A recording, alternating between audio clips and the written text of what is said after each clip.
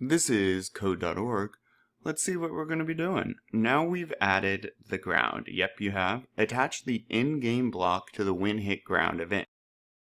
Now, events are green blocks, and what they are, well, events. One event is when click. What's the event? Well, we're clicking the screen, okay? When run is starting the program.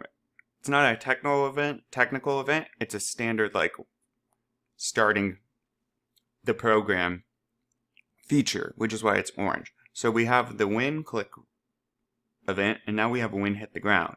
Okay, when hit ground in game. So here's in game. I'm going to put it right here. Now the reason we would put it right here is we only want the game to end when we hit the ground, right?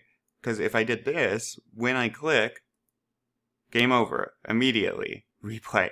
Don't do that. It's wrong. All right. So you want to make sure that you only lose when you hit the ground.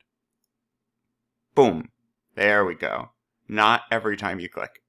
Awesome. Onward.